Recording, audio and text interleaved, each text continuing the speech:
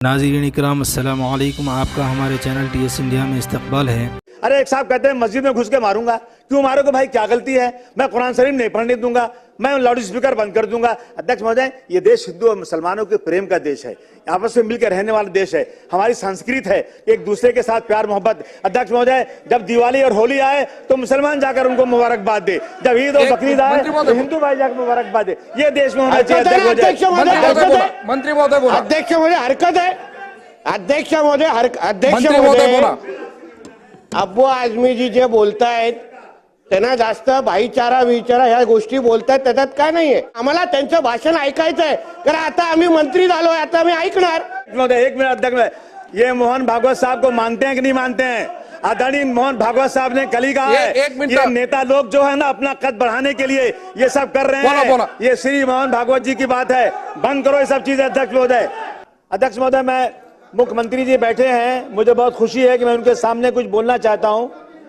अध्यक्ष महोदय, मुख्यमंत्री से मैं एक प्रोटेक्शन चाहता हूं आज। अध्यक्ष महोदय, हमारा देश एक धार्मिक देश है।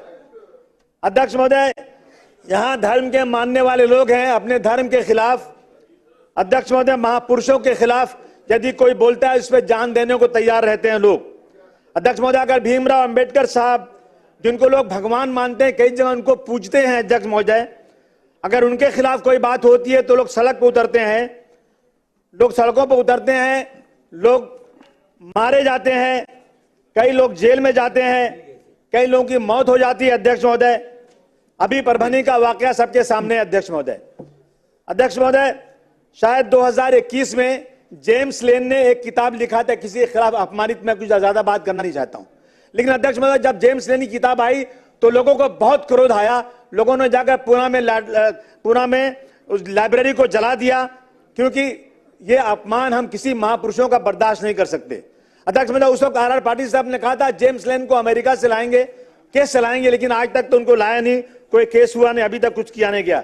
अध्यक्ष महोदय, इस तरह त्रिपुरा में एक मस्जिद पे हमला हुआ, कुरान शरीफ जलाया गया, हुजूर सल्लल्लाहु अलैहि वसल्लम के खिलाफ, नामुसे रिसालत के खिलाफ हुआ। तो अध्यक्ष महोदय, मालेगांव में, नांदेड़ में, अमरावती में लोग सड़क पर उतरे। अध्यक्ष महोदय, उसमें मालेगांव में 70 लोग 1 साल तक जेल में रहे, अगर नांदेड़ में लोग जेल में रहे।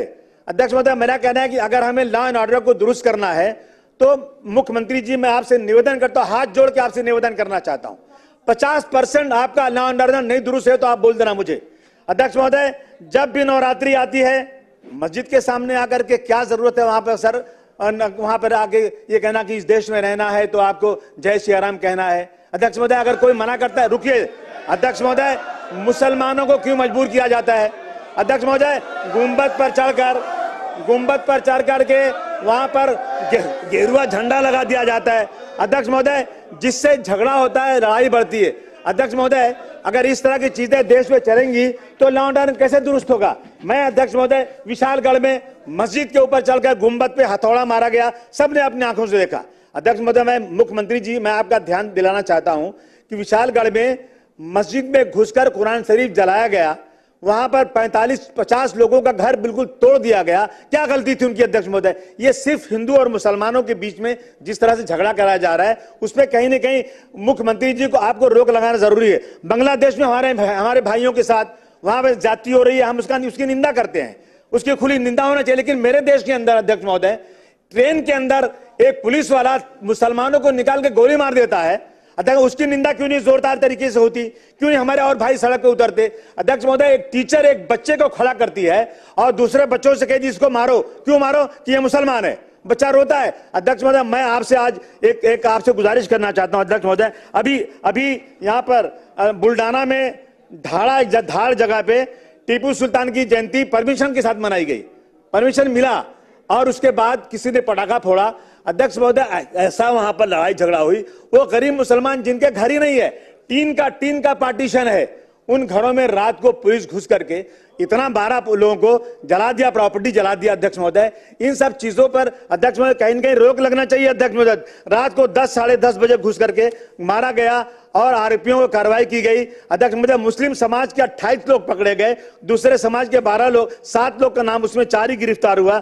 अध्यक्ष महोदय, मेरा कहना है कि इन चीजों को कहीं न कहीं अध्यक्ष महोदय रोकना चाहिए। अगर आपको वाकई अगर आपको वाकई इस महाराष्ट्र के अंदर लॉ एंड ऑर्डर दुरुस्त करना है, आप देख लीजिए इन वजह से कितने झगड़े बढ़ते रहते हैं। आप एक बार एक कानून बना दीजिए। किसी ने किसी महापुरुष के खिलाफ बोला, किसी ने पैगंबर इस्लाम के खिलाफ बोला, किसी ने मंदिर मस्जिद का झगड़ा शुरू किया, किसी ने यह कहा कि इस देश में 20 लाख मुसलमानों को मार देना चाहिए। अध्यक्ष महोदय, मैं हाथ जोड़ के आपसे निवेदन करना चाहता हूं, मैं मुख्यमंत्री जी का ध्यान इधर चाहता हूं कि आप एक कानून बना दीजिए अध्यक्ष महोदय कि अगर किसी ने धर्म के खिलाफ या ऐसे महापुरुषों के खिलाफ बोला तो कम से कम ऐसा कानून बने कि उसकी जमानत ना होने पाए और कम से कम 2-4 साल जेल में रहे और 10 साल की सजा उसको होना चाहिए। अध्यक्ष महोदय, हिंदू मुसलमानों को आपस में भाईचारगी करना बहुत जरूरी है अध्यक्ष महोदय, इसलिए मैं आपसे गुजारिश करने आज आया हूं। अध्यक्ष महोदय, महल झोपड़ी सबका मुकद्दर फूट जाएगा अगर ये साथ हम हिंदू और मुस्लिमों का छूट जाएगा।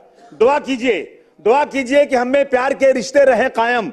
अगर ये रिश्ते टूट जाएंगे मुख्यमंत्री जी, भारत टूट जाएगा। मेरा आपसे निवेदन है, आप आज एक वादा कर दीजिए कि आप एक ऐसा लॉ बनाएंगे, ऐसा कानून बनाएंगे जो धर्म के खिलाफ लड़ाई करने वालों को बहुत सख्त सजा मिलेगी। मैं आपको यकीन दिलाता हूं महाराष्ट्र का 50% लॉ एंड ऑर्डर दुरुस्त हो जाएगा। यह गुंडागर्दी खत्म होना चाहिए।